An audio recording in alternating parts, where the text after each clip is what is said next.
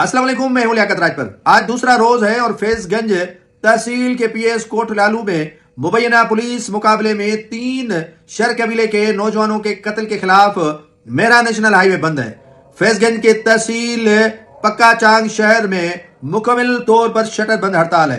Coat Lalu police के SHO बदर कुंवारों को डीआईजी सखर ने सस्पेंड करते हुए लाइन क्लोज कर दिया है। आईजी सिंध ने आज क्या कहा है और वजीर दाखिला ने गुज़श्ता रोज क्या कहा था और एसएसपी मौक़िफ़ देने से क्यों कतरा रहे हैं, इन तमाम तर मामलात पर आज गुफ्तगू होगी। आपको तो पता है कि 4 रोज बीत गए हैं।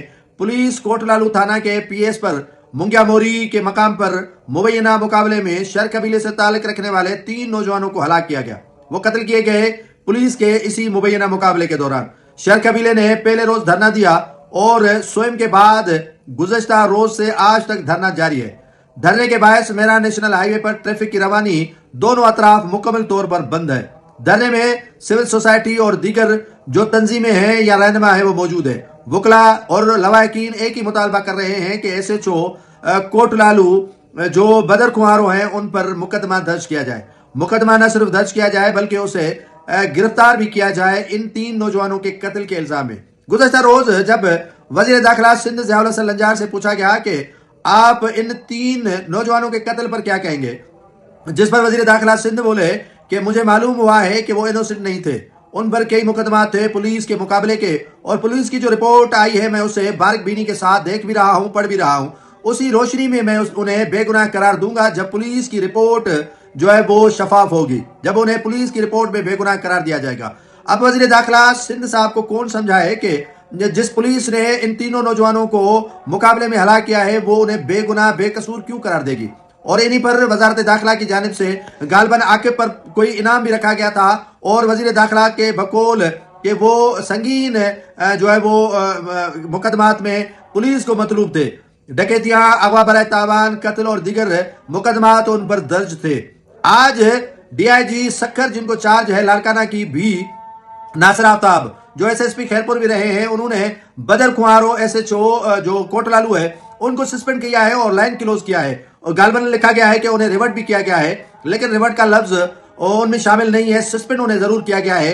और मुजाहिरीन जो 2 रोज से धरना दिए हुए हैं उनका एक ही मुतालबा है कि न सिर्फ उसे सस्पेंड किया जाए बल्कि उन्हें गिरफ्तार भी किया जाए, उस पर जो है वो इन 3 नौजवानों के कत्ल का मुकदमा भी दर्ज किया जाए। लेकिन जावेद आलम ओढो जो आईजी सिंध है वो कहते हैं कि इन 3 जो पुलिस के मुकाबले में हलाक किए गए हैं उन पर कई मुकदमात दर्ज हैं, वो इनोसेंट नहीं है। उनके खिलाफ कई मुकदमात दर्ज हैं जिनकी तहकीकात हम कर रहे हैं, वो बेगुनाह और बेकसूर नहीं करार दिए हैं आईजी सिंध ने।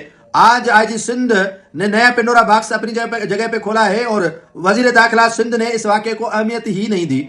और आज डीआईजी सखर ने एसएचओ को सस्पेंड किया कि उन्होंने मावराए अदालती कत्ल क्यों किया, अगर मुकदमा थे तो उनको पेश करना चाहिए था।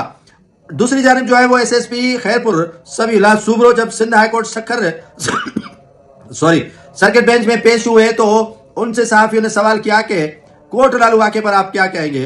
तो एसएसपी ने इस वाक़े से कतई कलामी करते हुए बात करने से इनकार किया और बात नहीं की, कहा कि मैं इस वाक़े पर कोई न कमेंट्स दूंगा न बात करूंगा।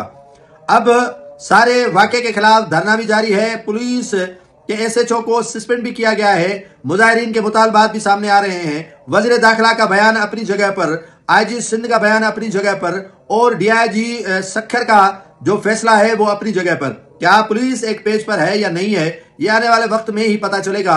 नूरुद्दीन कुंवारों को इसीलिए हटाया गया कि उन्होंने जो है वो इस मामले में कानून को हाथ में लिया, और कानून जो हाथ में लेता है तो यकीनन कानून हरकत में आता है। इंसाफ सबके साथ होना चाहिए, चाहे वो कोई भी हो। अगर मुलजिम थे तो उनको अदालत में पेश करना पुलिस का काम था, न कि उन्हें मुकाबले के अंदर मार देना।